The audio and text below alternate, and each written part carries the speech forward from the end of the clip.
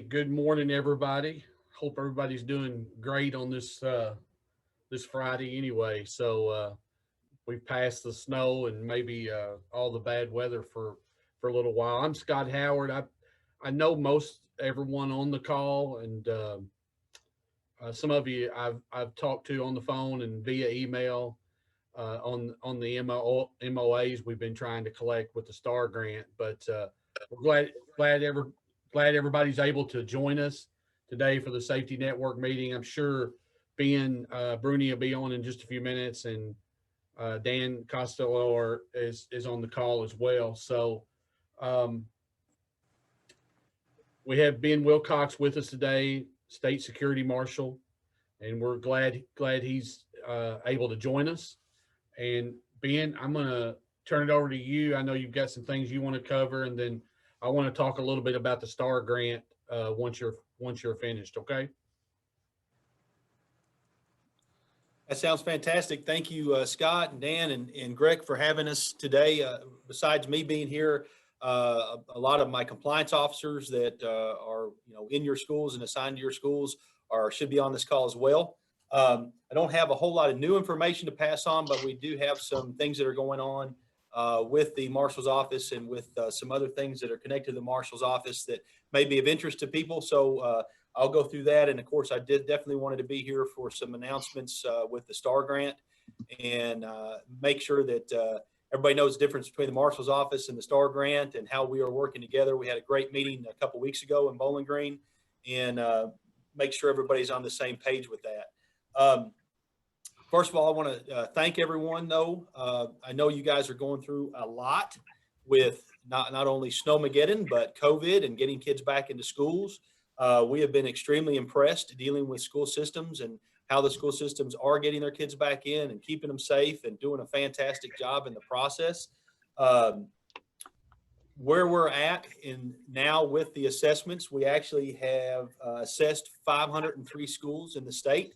We have 776 to go. We're right at 39%. Our compliance officers have been in almost every school system in the state. They've not finished every school system, but at least been in the doors of at least every district in the state. We obviously wanted to start back last year in 2020 and do our assessments with kids in the building, and obviously we couldn't do that. We were able to start in December with the assessments, and some schools we're hitting that have kids in them and some haven't. As of right now, most of the schools we are going to visit actually have some form of in-person education going on or in-person instruction going on.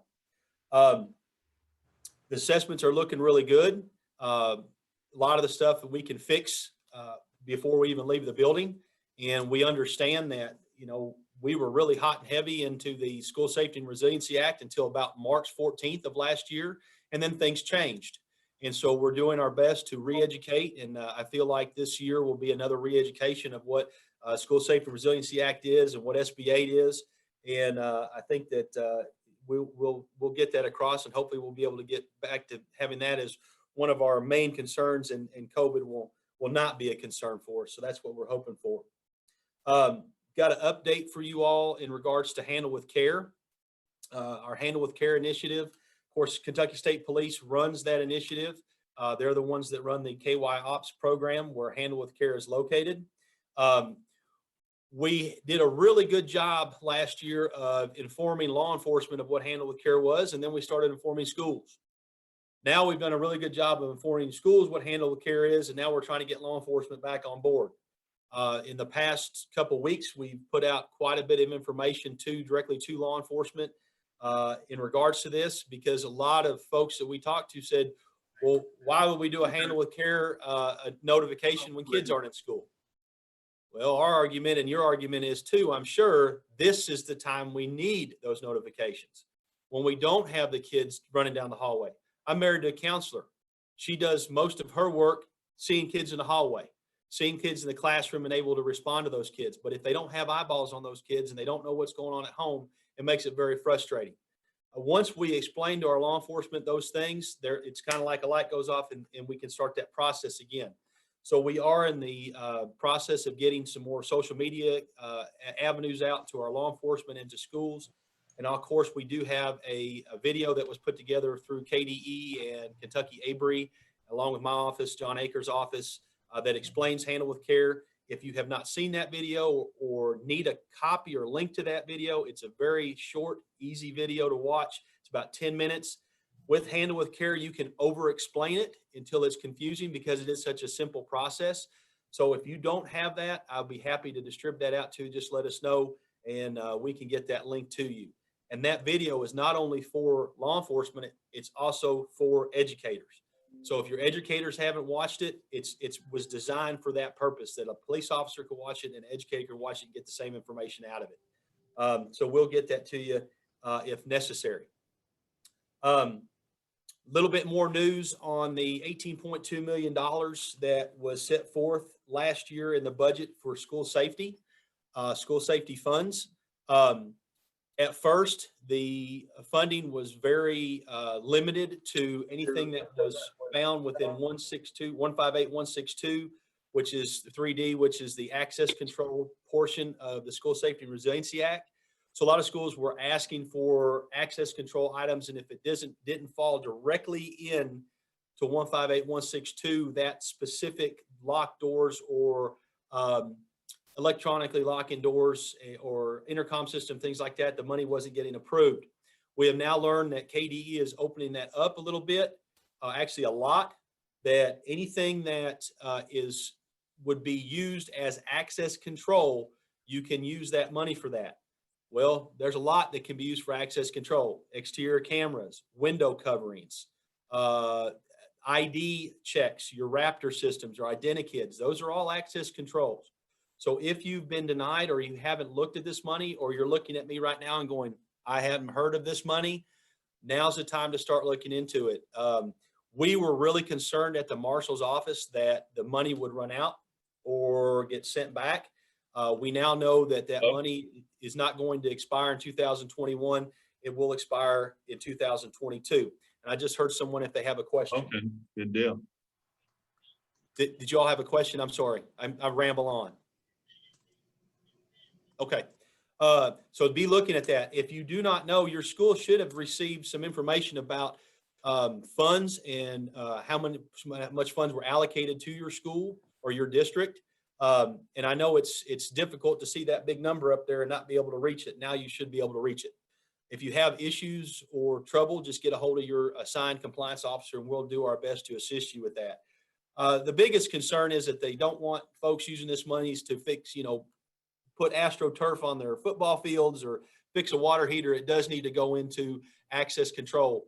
And if you need help with us defining what access control is, you call our compliance officers. We'll come out and take a look. More than likely, they probably put that in your assessment anyway, of things that you could use if you had the monies for it or some suggestions. If you do, just let us know.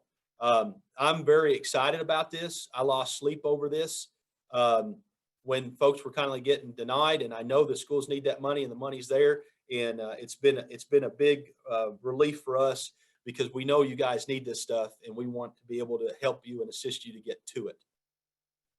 I know that's a pretty quick presentation, but really that's, with our folks that are in the schools, you've been seeing these guys, you've been having them come through.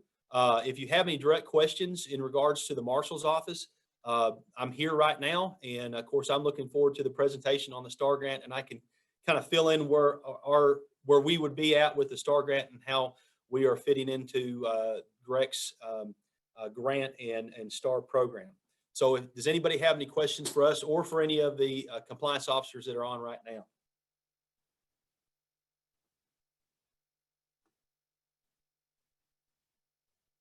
Dan, I hope you didn't want me to drag that out for an hour. Man, gosh, it's going to be a quick meeting. It's good to see y'all. See you next time. No, just kidding. No, that's great, Ben. I appreciate it. I was just sitting there thinking about our discussion from a few weeks ago when you came down to Greg, and I appreciate you guys and you and your team coming down and helping us understand more about what you do and how Greg can work with you all to support your work and to support districts and keeping kids safe. I don't know if there's anything else that you can think about. I'm going to look back at my notes here in just a second, but one question that I recall asking that we discussed a little bit was, what are the most common safety issues that you all see when you're going into schools, and maybe that'd be good to share with our people here today. Absolutely. I will tell you this, I was completely surprised by the issues that had come up as being the biggest issue. I would have thought it would have been blocking of doors or, not checking people in. Actually, it is something that can be fixed before we leave the building, and that's the escape routes and maps that are required to be on the doors or next to the doors of all the classrooms. And what we're finding is that a lot of those maps, the SSC thought they were up, the teachers thought they were up, but they either moved rooms, they're just getting kids back into the buildings, so they're not looking to see what they're there. And one of the biggest things is we're finding them on the floor. And that's because the rooms are getting sprayed with so much Virex, there's nothing sticking to the walls. So if that's something that you would probably go over and check before we show up, or do that today and make sure those maps are up. Obviously, you have to have a secondary and a primary route out of your building, along with a safe zone for weather. Those need to be on the maps, and that's the biggest thing that we actually were running into. And that's an easy fix, so that's knock on wood. I'll take that. I was looking here, and I know another thing that you mentioned was window coverings on doors, and I know that's one item that's always a question. Do we cover the outside windows? Do we cover the door windows? What can we keep it covered during regular instruction or partially covered during instruction? So we talked a lot about that. If you don't care to mention that a little Absolutely. One of the big questions, and we do get that inquisitive look after we say this, but in reading the law states that you have to have covering available to your interior classroom door in case of a lockdown.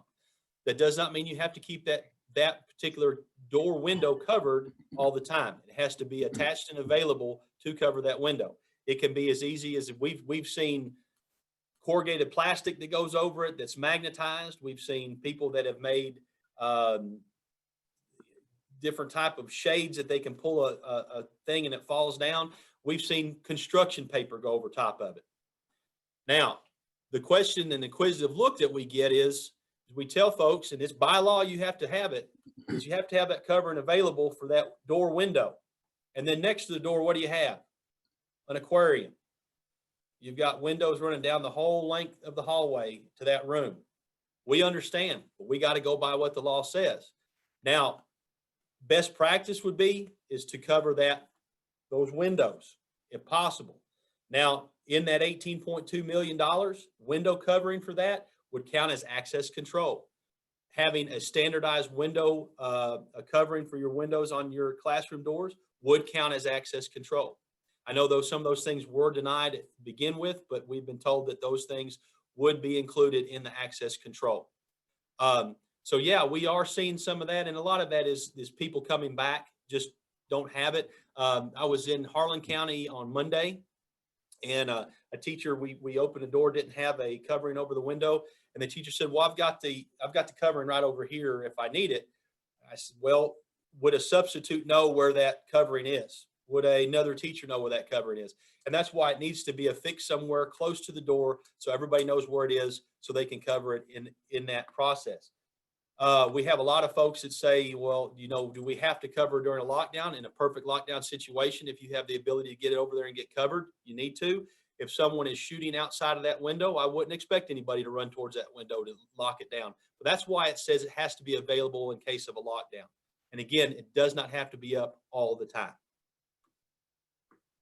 Thank you. I appreciate that clarification. And one other thing, as I was looking over our notes from our meeting, was we talked about the question as to whether or not, how many kids have to be in a room before you lock the door. So, if there's a teacher in there working by themselves, or if they're with one or two kids, could you clarify for everybody what the expectation there is, what the law is? Absolutely. 158162 3D5 is the requirement to lock doors during instructional time.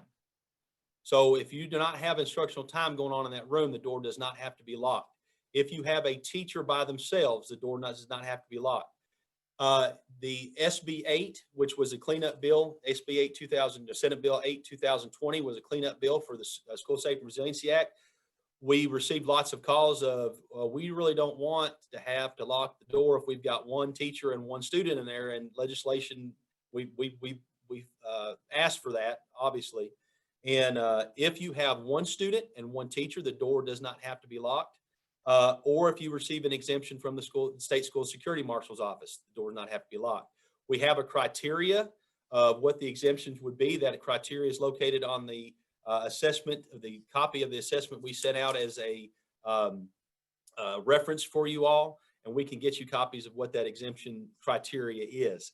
What we do suggest is if the teacher's in their room by themselves, to have the door locked but open, because in a lockdown situation, that would be the teacher's ability to stick her head out, look, and make sure there's no kids in that hallway, and pull those kids into that room and shut that door. That would be just another escape route for kids that would have been in the hallway. Same thing with if you've got a teacher and a student by themselves in a room, just to have that door locked and open, and that ability to lock it very quickly if there's an issue. But as per law, one student, one teacher, or by exemption by the state school security marshal's office. Sounds good. You all have any questions, comments? I'll kind of open this up. You got Ben here in front of you. Great opportunity to ask the man who can tell you exactly what you can and can't do. If you have questions or things that you've been wondering about.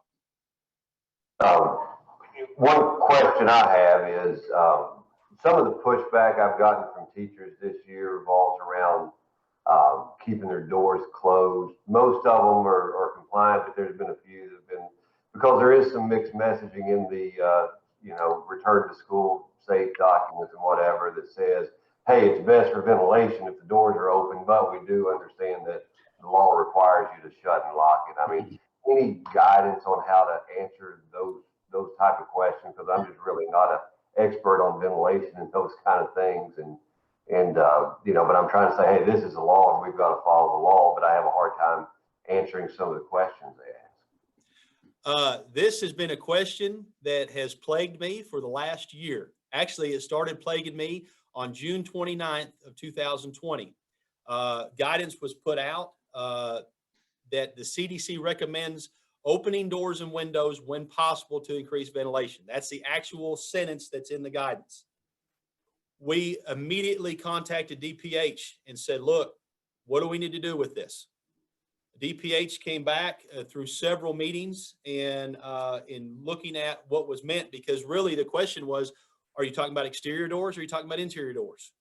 That makes a huge difference, because are you required to have exterior doors closed and locked?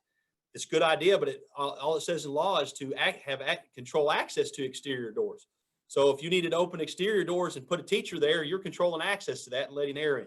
So this was a several month process, and DPH finally came back, and our recommendations and coming back with CDC actually says, CDC says that no CDC recommendations should supersede any law, any state law. So that basically kind of made that null and void. And if you read when possible, it states that open doors and windows when possible, that'd be between classes, before school and after school. And actually, if you read further into the guidance, it's talking about bringing in exterior air. So they're saying open the door, exterior doors before people are in there, after people are gone. Be careful with your windows. You have to talk to your, Joey, I've learned a heck of a lot more about ventilation than I ever want to know. And when I go on vacation, I'm going to find a place that doesn't have a door, so I don't have to worry about it. But that's basically what it comes down to. And GPH, I asked them, I said, look, if you need us to write an exemption because of COVID and get these kids back into school, you let us know. They turned around and said, no, we don't want you to do that. We do specific exemptions. If you've got an issue that you can prove is an issue, we'll do one door at a time, but we're not going to do a full mass exemption. And from what we're looking at right now is that some of the issues that they thought were with ventilation is not happening, just because we're back into school, and knock on wood, we're not seeing super spreader events from that. So if you ask DPH, if you ask your local health department, they're going to defer back to the fact that continue to close and lock those doors during instructional time. Air them out. In fact, Madison County, that's my home county. They have fans in each room now, And in between classes, they open the doors, they turn the fans on, and that's helping the teachers a little bit, knowing that there's some more air circulation coming out. So I hope I didn't make that convoluted, but we're being backed up by DPH on that and following the law with that. All right, thank you. That gives me a way to answer that question. Good. All right. Thank you so much. I knew that reminds question me- was going to come up. Yeah, kind of reminds me of speed limit. I remember it's one thing that stuck with me. I guess I was probably a teenager when I heard this, is why it stuck with me. But they said whatever the federal speed limit is on interstate can be lowered by a state. So the restrictions can be more stringent with the state than they are with federal. So I guess it's same kind of deal here. So, Absolutely.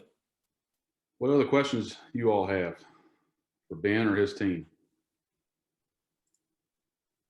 We got Ben Bruni joined us. He had another meeting that came up this morning and bumped into the safety network. So he wasn't able to get started with us, but I'm going to open up to him here in just a minute and let him speak. But I want to give you all a chance to ask any questions that you have. With warm weather around the corner and more kids getting back in the building, what is your all's guidance or stance on outdoor classrooms? That's an excellent question. Nothing in the law says that you can't have an outdoor classroom. But I will tell you this, is if you're going to, I would have a lot of planning involved in outdoor classroom.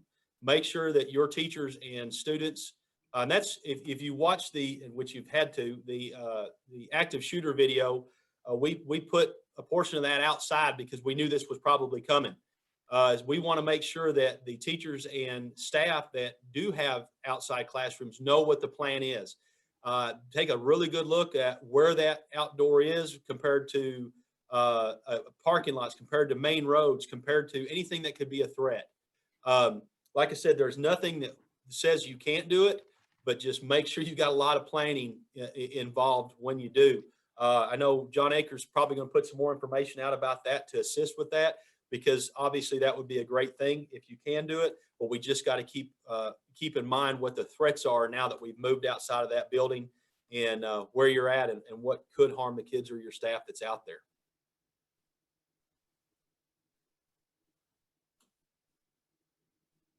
That answer the question? Yes, sir. Thanks. Thank you so much.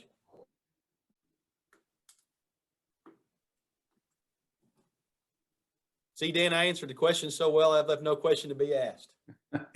You did a fabulous job, Ben. Thank you so much.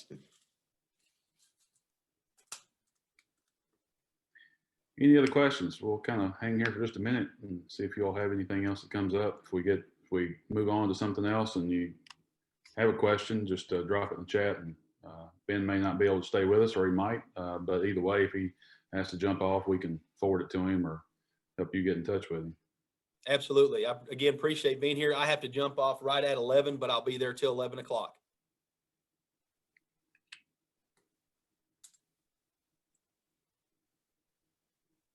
Anybody else? All right. Well, Scott or Ben, I'll let you all jump back in here. I don't know what else we have on our agenda for today, but let you guys run with it for a little bit. Well, I'll jump in here real quick, and I apologize for being late. I got caught up in another meeting.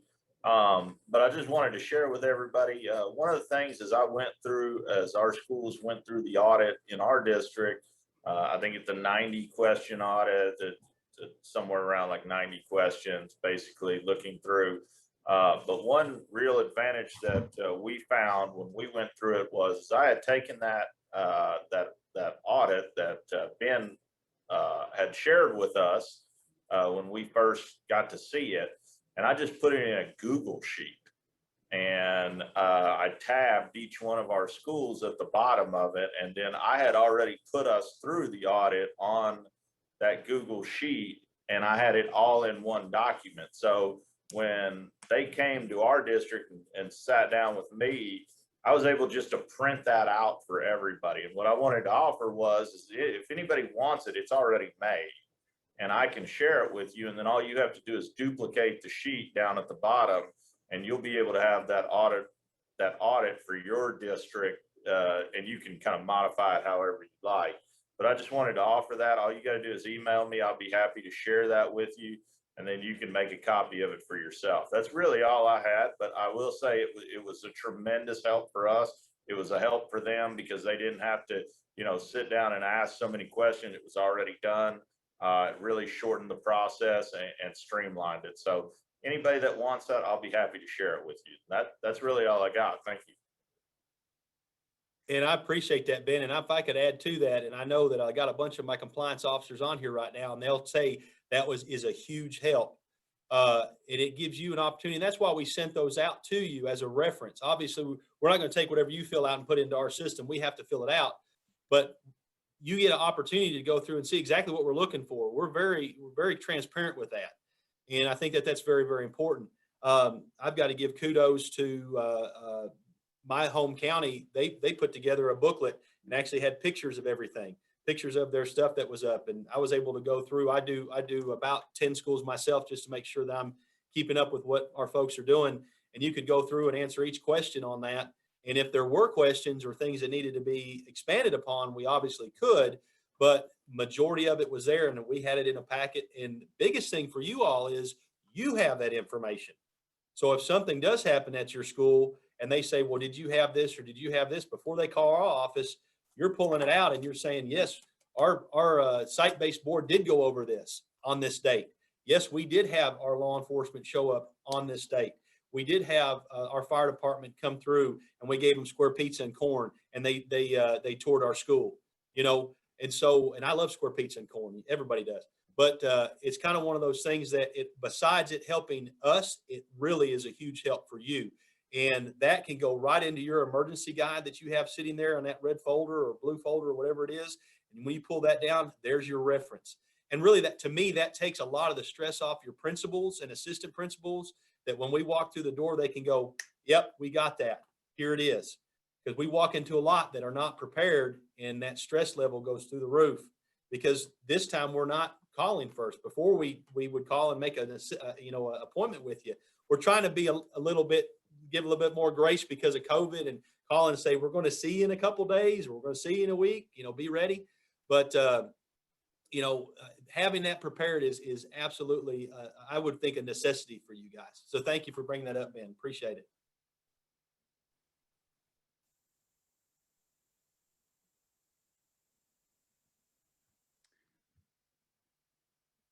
Scott, anything on your end? Well, yeah, again, thanks Ben for being here, and thanks to Ben Bruni for offering to share that document. I think that would come in handy. I'd like to look at it because it goes along with some things we want to do with the STAR grant. I was going to talk about the STAR grant a little bit. We are still in the process of that, and the first thing we had to do was collect those MOAs from you guys as a district and from law enforcement partners. We are down to lacking one district, having all those collected. And I spoke to that district yesterday afternoon, and we should get that here in the next little bit. So hopefully we'll be able to start visiting districts really soon. And we've met with Ben Wilcox and all of his deputies, and what we want to try to do is make sure that when we come to the district, we're not creating anything different or any more work for anybody out there. And we want everything we do to be aligned with what Ben and his people are doing, and just try to be there as a resource for you guys and your superintendent, with trainings or with professional development or with resources that we can get you. Brad Stevenson works with me here at GREC, and he's been working hard on an instrument we're going to use, and it's a shorter instrument, but it's aligned with what Ben uses. Nothing different. But what we want to try to do is, if Ben and his people have already been there and done their assessment of your school, we just want to follow up with that, ask if there's anything we can do to help, if there was anything that, or any recommendations that you're working toward, or if they hadn't been there, maybe just give you a leg up and go over some of the critical things that Ben's mentioned that they're seeing, so that you would be prepared and be in compliance when they do come. But like I said, we're down to one MOA and we get it collected, and then I'm sure we'll be meeting over the next few days to finalize what we are going to do. But hopefully we'll get to start being in your schools within the next few weeks. So that's kind of what I had. Dan or Brad's on here. If you guys have anything else, we can address it.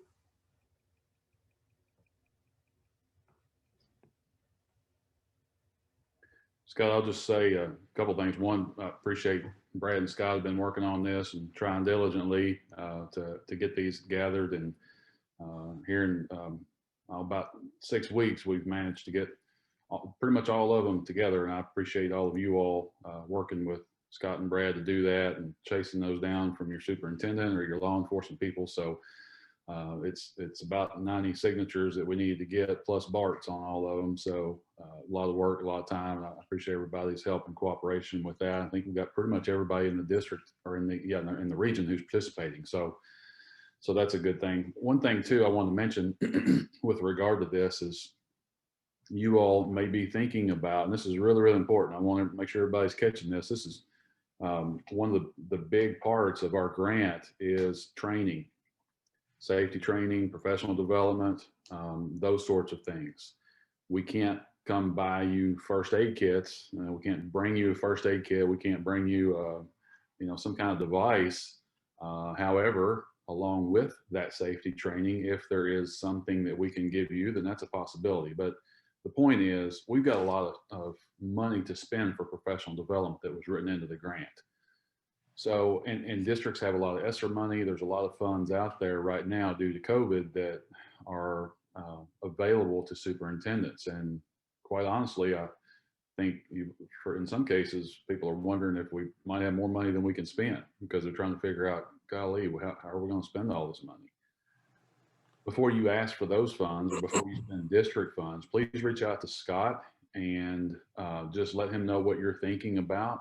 If you're planning some kind of summer professional development, really anytime. I mean, it could be anytime you've got professional development, 12 months out of the year.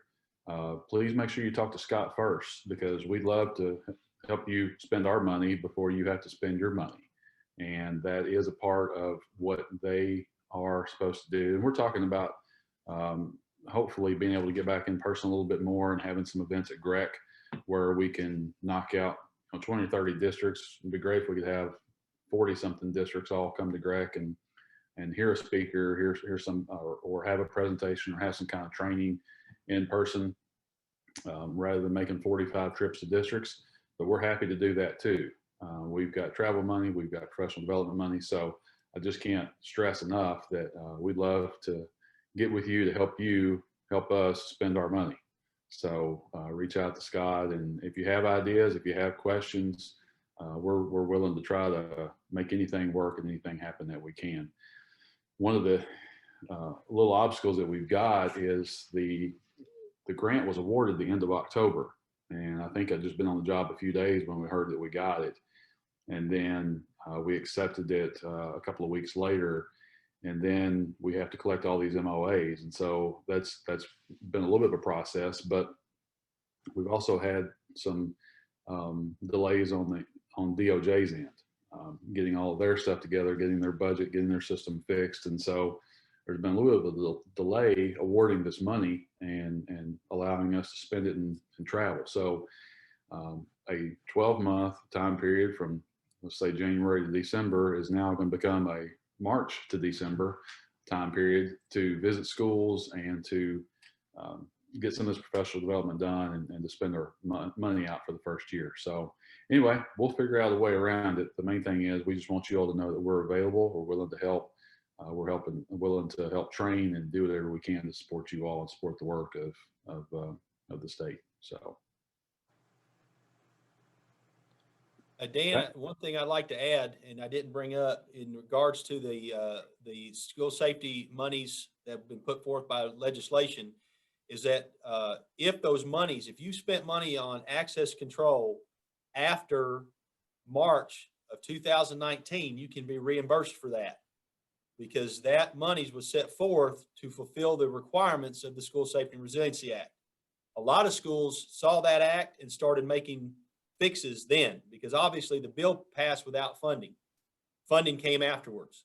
So make sure that you keep your receipts, as my mom would always say, keep that receipt, keep your receipts. And if it's, you started, putting monies into access control, window coverings, things of that nature, you should be able to get reimbursed for that if it happened after the signing of the bill, which was March of 2019. So do keep that in mind as well. I know my local district has put a lot of window coverings and things of that nature up, and they should be able to get reimbursed for that. And I saw somewhere in the chat that there would be some more information coming from Greg in regards to that. So that would be good. And like I said, we'll put you in touch with anybody we can, because this stuff got to be spent. And it's got to be spent in the right way. Good point. Thank you, Ben. I appreciate you mentioning that as well. Ben, this is Brian Carter from Allen County. So you're telling me we bought the Raptor system this summer and put in, and of course we was told that we couldn't use the school security funds, and we've had to do a BG1 because of the AI phones and some door access control that we're going to do. But if we want to reduce some of the ID badges or door access control, limited number of doors, we can go back and request that reimbursement from Raptor. That is correct. And I'll tell you how that works is that if you look at the bill, one of the 1581623Ds is to show ID and have a valid ID, and having a Raptor system would assist you in that in access control. Okay. So the last meeting I had with that, I asked that specifically, and they said that would fall into the access control. Okay, thank you. So I definitely would ask for that. Yes, sir. Good Ben, question. And I Ben- wouldn't be afraid to ask about anything. I mean, if you suspect, I mean, all I can say is no, but you certainly got the opportunity for somebody to say yes, that is permissible. Yes, Dan, that's exactly what I was going to say. I was glad Ben mentioned that they have relaxed all of the language on that money, and I think that's going to be make it quite a bit easier to spend. I've worked with 3 or 4 districts now on getting that money, and I put in the chat box, Crystal Smith is a great contact for any questions concerning the BG1, and if you have to use a BG1 or if you don't have to use a BG1 and things like that. But I'd be glad to help any way I can. If a district, if you got a question about it, you want me to do the legwork for you, follow up on it, just give me a shout and I'll get on top of it for you.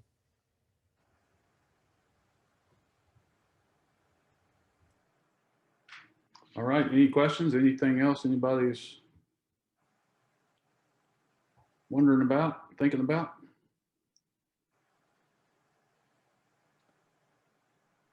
It's Friday. Friday, we're done. Well, I think that's a good way to end. Ben, as always, we appreciate your help. Appreciate your team being here today. And just know, you all that are on this call, Ben has been, I kind of, in this role, like coming from the principal's office, I'm thinking about these guys like at the State Department level, and I'm used to being in a school. So for me, talking to somebody at the district or another district is kind of a big deal. Well, at Greg, we're interacting with people from state all the time. And what I'm finding, one of the cool things that I'm finding out is, people like Ben and people from EPSB and other departments, they're just one of us. I mean, they're just willing to help. They're willing to talk and willing to share information. So it's not like you're having to worry about approaching them. I mean, you can just shoot an email and they'll fire right back and let you know. Or certainly if you want to go through Scott or Ben or me, Ben Bruni or me, then we can try to find out an answer for you or get help or get information for you any way we can. But I just do appreciate Ben Wilcox and his team and everything that you all are doing. And again, for you all joining us for today and answering some questions. So anything else? Thank you so much. I do want to say, school-wise, if you all need someone boots on the ground in your school to answer questions, that's what all our compliance officers are here for. Let us know. And Dan, whenever you have these meetings like this with all the SSCs, please let us know. If I can't be here, some of our guys can be here to answer questions.